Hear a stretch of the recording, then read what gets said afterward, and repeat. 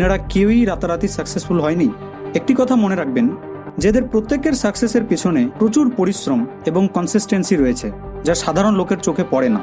এই পৃথিবীতে বহু লোক রয়েছে যারা তাদের নিজের লাইফে বড় কিছু করতে পারে না, কারণ তাদের মধ্যে সাকসেসকে পাওয়ার দৃঢ় মনস্থ এবং মোটিভেশন থাকে না।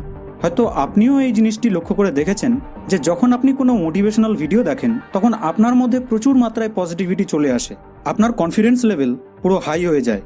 মনে হয় যে এবার তো আমি সত্যিই পৃথিবীকে জয় করেই ছাড়বো, সারা পৃথিবীকে জয় করে নেব, তাই না?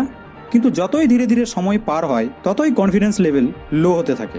একদিন পর সারা পৃথিবীকে জয় করব এই ধরনের ভাবনা রাখা লোক বলে, সারা পৃথিবীকে তো পারবো না, কিন্তু হ্যাঁ, সম্পূর্ণ রাজ্যকে তো অবশ্যই জয় করতে পারবো। তারপর আরও একদিন পর তার ব্রেন তাকে বলে, ভাই তুই ছাড়, তোর দ্বারা হবে না, তুই যেমন আছিস তেমনই থাক। তাহলে প্রশ্ন হলো এই যে আপনার এবং সেই সাকসেসফুল ব্যক্তির মধ্যে